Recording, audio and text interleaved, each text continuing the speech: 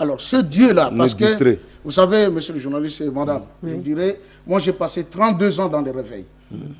Et 20 ans comme pasteur à temps plein. Moi, je dis, je suis kimbanguiste. Ce n'est pas quelqu'un qui est venu me prêcher pour dire, tu vois l'église kimbanguiste, tu vois Papa Simon. Papa Simon m'est apparu, maintes reprises. Et après 90 jours de jeûne et prière. C'est là que j'ai eu cette expérience. Alors, le message, c'est lequel? Voilà. Il m'envoie pour dire ceci.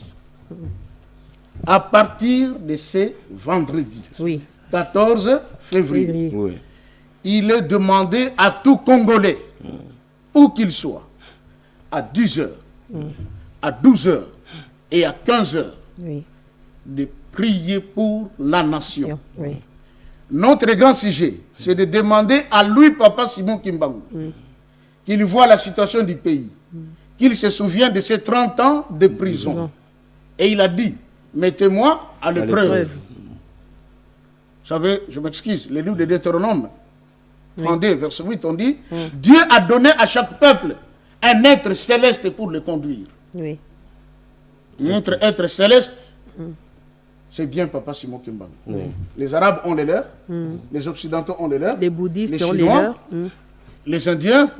Mais quand on demande aux Africains quel est l'être supérieur céleste que Dieu a donné aux Africains, on tâtonne. Parce que l'Afrique reste le continent le plus prostitué spirituellement, et la République démocratique du Congo en particulier.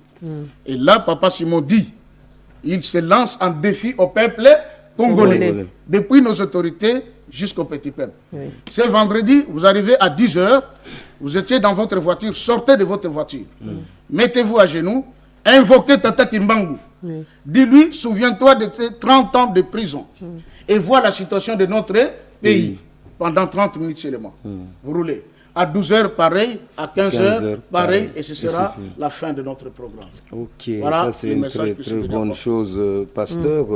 Je crois que tout le monde est en train, n'est-ce pas, de suivre. Et là, nous sommes sûrs et certains que nous allons récupérer tous nos territoires sous occupation. Vous savez, monsieur le journaliste, s'il y a quelque chose que je peux ajouter. Lorsqu'il y a eu la guerre de sécession, le président Mobutu a lutté de toutes ses forces avec l'armée zaïroise de l'époque. Mais il n'y avait pas de solution. Lui, il connaissait la force de Papa Dangenda, sa force spirituelle. Il est allé le voir, il dit, Omo, je suis au bout. Là où je suis arrivé, il n'y a que toi qui peux m'aider. Est-ce que tu ne peux pas faire quelque chose pour ce pays? Papa Dangenda lui dit, c'est très facile. Mais je te demande seulement de mettre à ma disposition les moyens de transport pour les fidèles qui doivent m'accompagner. Et vous savez quoi? Papa Dangenda a pris les fidèles kimbanguistes, quelques-uns, il les a amenés à Boma, là où se trouve la tombe de Koko Kinzembo, cette dame qui avait élevé Tata Simon Kimbangu, et qui a été injustement condamnée en Banzangungu et reléguée à Boma. Et quand ils sont allés, ils ont prié. Quelques jours après, le président Mobutu va envoyer le général Massiala. Ça n'a pas fait long feu. La sécession avait pris fin. Vous voyez? C'est une preuve que nous devons prier ce vendredi. C'est une preuve. Et je dis encore, en Israël, la nation d'Israël, depuis 1958 jusqu'à 1961, il ne pleuvait pas. Pendant 3 ans et demi.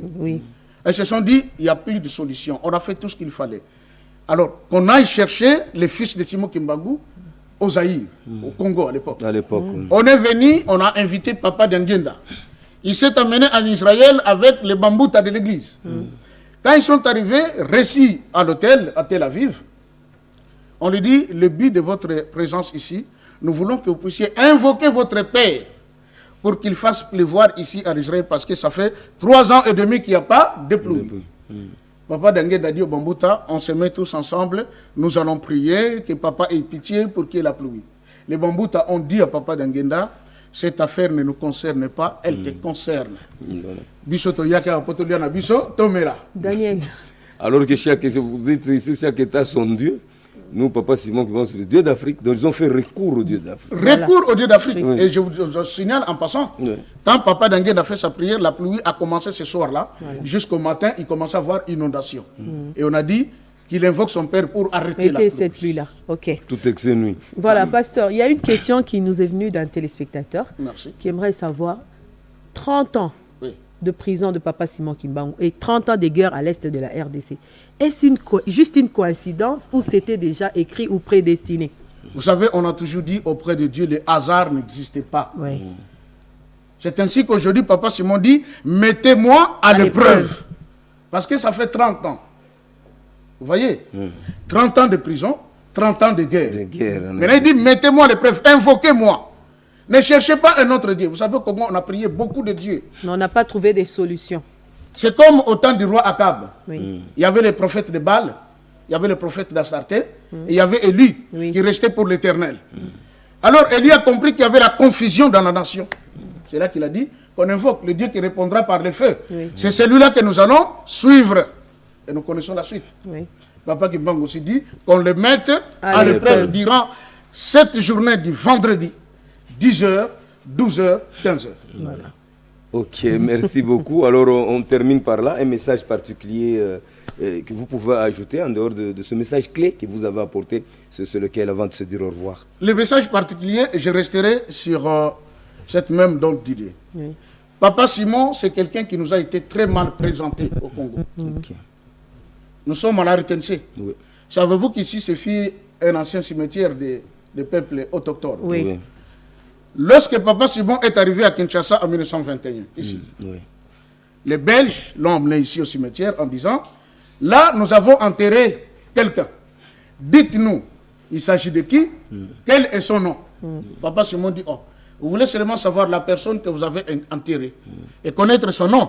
Mais moi, je vais aller plus loin. Bon. Il dit à la personne qui était dans la tombe, enterrée depuis, monsieur, je te demande de sortir de la tombe. Et il est sorti. C'était un Belge. Il est sorti de la tombe, ici.